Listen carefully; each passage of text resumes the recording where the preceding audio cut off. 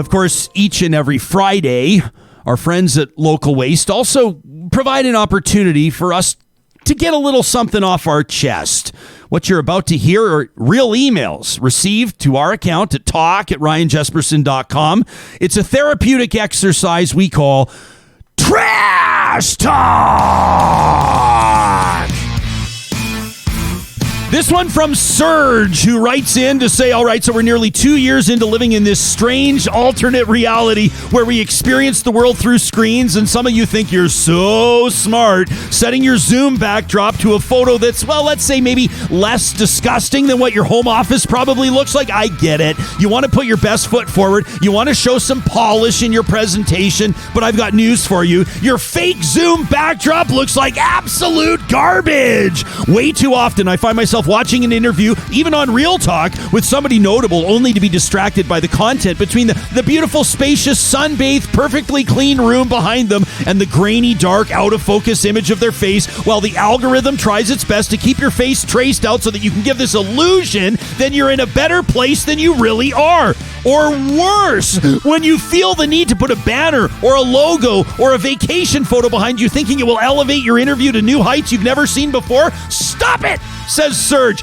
No one's impressed. All we're doing as we watch you is commenting on how bad you look, and we're not paying any attention to what you're saying. Do us all a favor. Buy a lamp, buy a plant, clean up your fucking room, and ditch the cheesy fake background. That from Serge. What about this one from Sadiq, who says, my partner and I recently welcomed our first child into the world. Congratulations, you two. Says, like many parents, we were enthralled by our little bundle of joy, and we wanted and continue to want the best for him. He's a few months old now, but when we went for his first checkup at 2 months, the staff at the health center shamed my partner for her decision to start feeding our son formula. Since then, my partner's heard similar things from so-called friends and other moms. Just to be clear, we understand there are benefits to feeding our kid breast milk instead of formula. Your shaming is a reflection of how small of a person you are. I don't give a rat's ass about your criticism. If you want to be helpful, stay positive. Talk about the great things that new parents are doing. And if you can't be positive, keep your fucking mouth shut. It's been months since that initial checkup,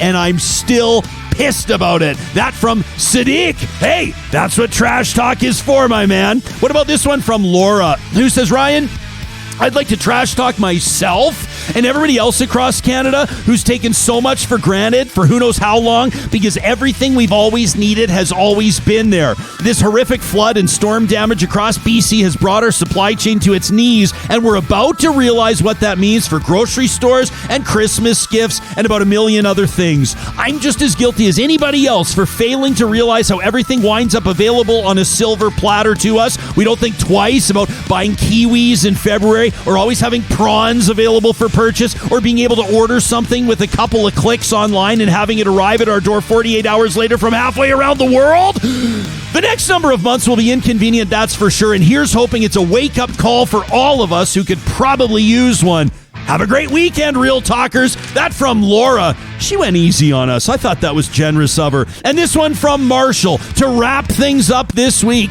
as the United Conservative Party AGM looms this weekend. We're expecting drama there. We'll be reporting on it in full on Monday. Marshall says this would be funny if it wasn't so tragic. Jason Kenney's not wired to see the 30,000-foot view. Kenny is a soldier. Kenny's not wired to see the big picture. Kenny is a soldier. Kenny only sees what's in front of him. Kenny is a soldier. Kenny will quash the leadership review at all costs, because guess what? Kenny is a soldier. Kenny will lose the election as the cost of his actions because Kenny is a soldier. Kenny sees wisdom only in division, not unity. He's a soldier. That's why he answers to the lobbyists who put him in power, not the Albertans who voted him in. He, the soldier, just sees the leadership review as an issue, so he'll just remove the motion. He'll solve the issue by cheating. He'll change the rules. He'll buy off votes. He'll buy the majority of tickets for the AGM. So, Alberta, says Marshall, do not rest on your laurels. What's your backup plan? Please remember that just because you play by the rules doesn't mean that your premier will. He's proven it time and time again. He will always game the system. That from Marshall, the last word in this week's edition of Real Talk. Next week's going to be a big one. As mentioned, our 1-year anniversary looms. That means Marie Heinen, big high-profile defense attorney, and celebrated author, legend, Malcolm Gladwell will be joining us on the 23rd. Mark your calendars, tell your friends, have a great weekend, and we'll see you Monday morning.